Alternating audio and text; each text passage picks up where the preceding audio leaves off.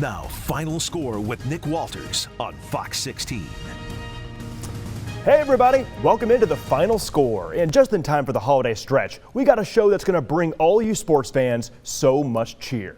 The gifts will just keep on coming later in the show. High school teams are putting a bow on their season, so let's wrap up the state finals with some highlights. We'll head to War Memorial to check out the 4A and the 3A title games. Central Arkansas teams coming out on top in each. But before we go to the gridiron, let's hit the hardwood and recap this week in Hog Hoops. Welcome back to the Final Score. So as you're wrapping presents for the holidays, this weekend the high school football season wrapped up. So sit down and relax because we all know nobody at War Memorial could after all that drama that unfolded. So let's start it off in 3A as Harding Academy faces off with Prescott. The Wildcats try to make school history going back to back to back as state champs for the first time. Teams to remember play in December, and Harding Academy has given us plenty of reasons to remember their name. In today's 3A state final, the Wildcats face off with Prescott and look for a three-peat, but they also look to assert themselves as a state power as Harding Academy swept the major boys sports last year. Football, basketball, and baseball, and now they go for another one in football. Harding takes aim at history, making their third consecutive final appearance for the first time ever. Wildcats want their 9th all-time title. Curly Wolves want their 6th. First quarter, Kade Smith looks to pass and now looks for the run. The Razorbacks baseball pitcher commit is using his legs, rumbling into the red zone, and the Wildcats get a field goal out of it. Harding up 3-0. First play of the second quarter, Prescott gets to work. Ja'Kalen Zachary finds all kinds of room on the sideline, crosses field, and he's going the distance. Curly Wolves take a 6-3 lead and are looking for more. Final minutes before halftime, Karsten Poole heaves up the deep ball, and it's right in the breadbasket of Omarion Dickens. Zachary looks to put a bow on the first half, rolling one way, throws it the other, with the defender draped all over him. Eric Grigsby makes the tough grab for 6. A statement being made by Prescott, hitting the locker rooms, up 12-3. But the Wildcats would write this one as a tale of two halves. Opening possession of the second half, Andrew Miller stops on a dime and corrals it. Wildcats cut that deficit, and after a tip ball ends in a pick, Harding takes advantage of that field position. Smith on the keeper, spinning through the mess, and he rocks his way in. Just like that, Harding takes the lead 16-12. Later in the third, Prescott tries to get back going, but puts the ball on the ground. Wildcats recover and turn that into a field goal, improving their lead to 7. Still in the third, Curly Wolves trying to get some life back. Going for the heave, a defender makes the diving pick. All momentum on Harding's side. In the very next play, Smith launches, and it's right over the shoulder. Landon Koch with the catch, and he's got green grass. He's got 6. Wildcats just pouring it on. They end the third quarter on a 23-point run, leading 26-12. Prescott made state for a reason, and they're not throwing in the towel.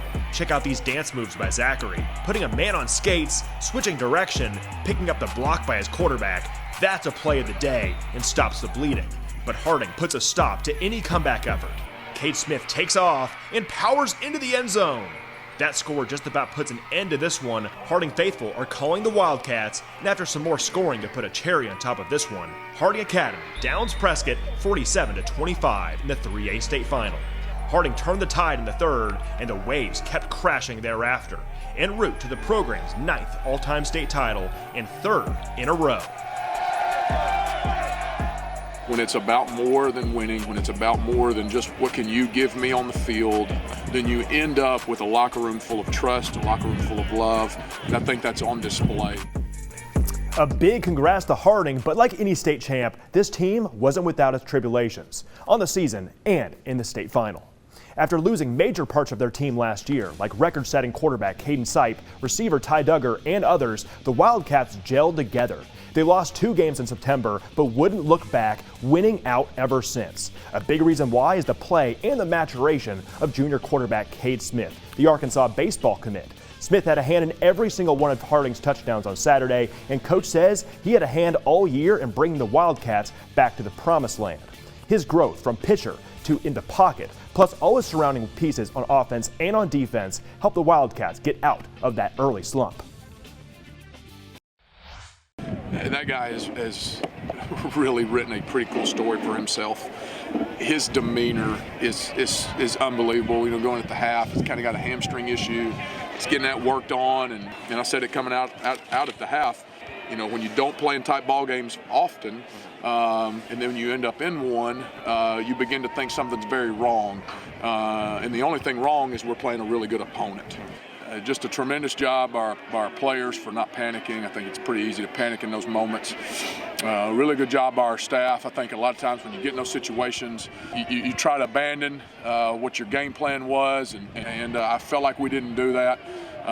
Really good job in the moment by our coaching staff of giving the best player the ball.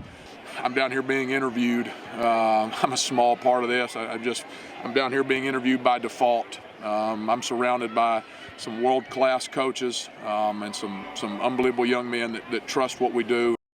Awesome progress by that Harding team this year, but hey, kickers, they deserve some love too, right? A hidden gem on this year's Harding team has been kicker, the junior Kyle Ferry, who maybe has the biggest leg in the state.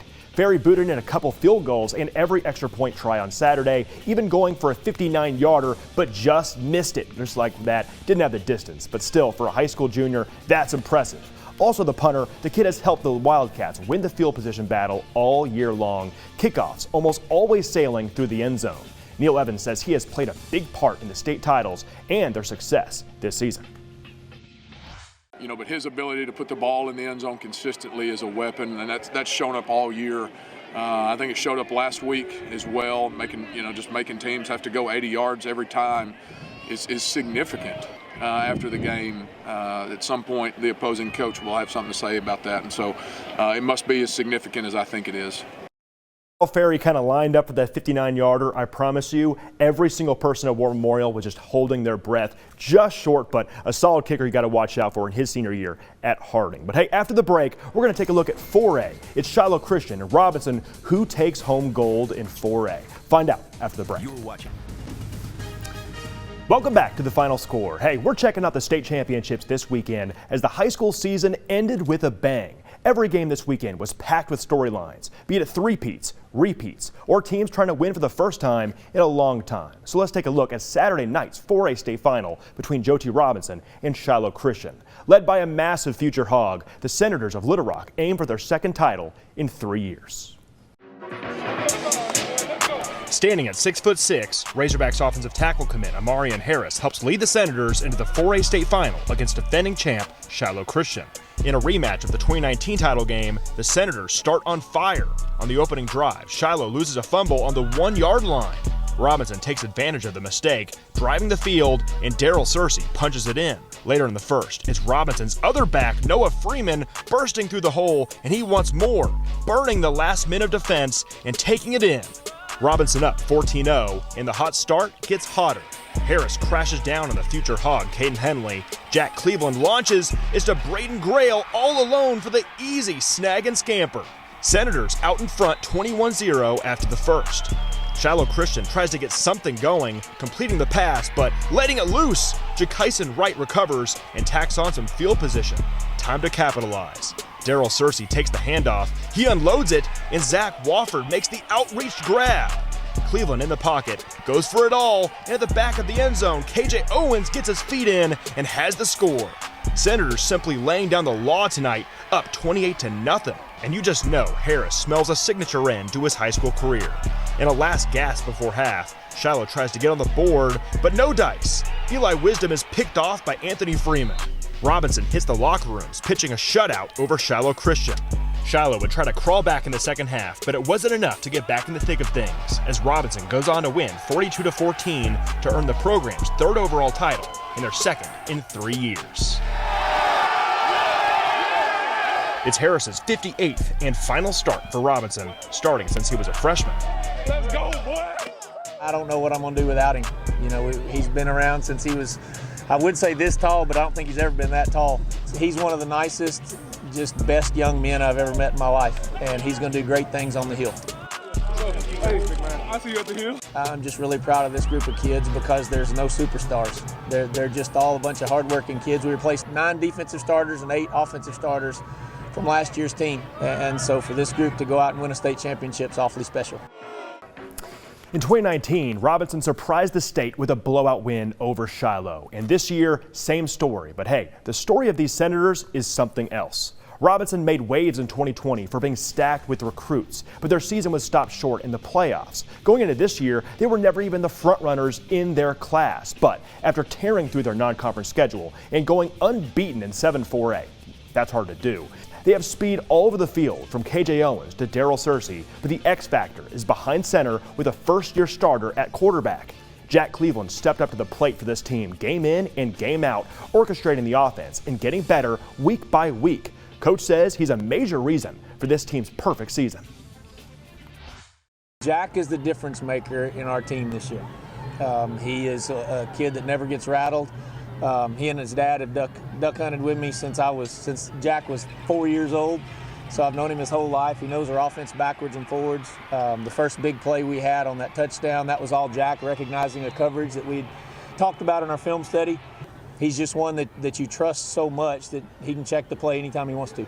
Well, turnovers are always the difference in a championship game. Shiloh is an awesome team, and they had some bad breaks tonight that we were able to capitalize on.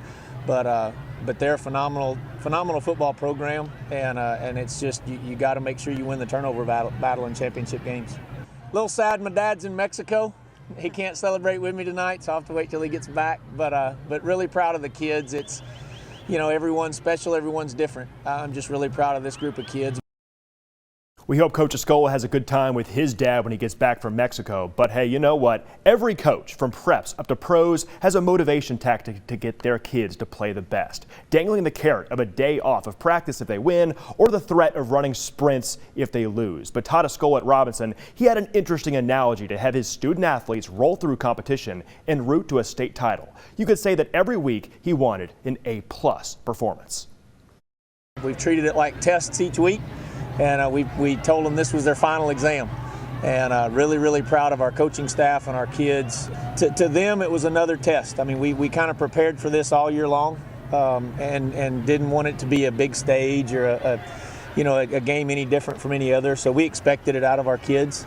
We thought they would play well, and we're sure glad they did. A big congrats to Robinson and Harding for taking state, including the winner of the 2A state final between Fordyce and McCrory. You can find those results on fox16.com. Plus, give a hand to all the opponents, 7A down to 5A, the runner-ups, including the state champs, Bryant, El Dorado, and Pulaski Academy. The runner-ups need the credit too. Incredible runs by anyone in the playoffs, especially if you make it to War Memorial. But hey, coming up after the break, we'll have details on the upcoming Fearless Friday Plays of the Year. Stay with us. What's up, guys? This is NBA champion Bobby Portis, and you're watching The Final Score. Well, that'll do it for us tonight. Thanks for hanging out with us, and a special shout out to those on the floor and in the booth helping us put this show on your TV. And if I don't see you until then, happy holidays. Have a great week, and we'll see you next Sunday on The Final Score.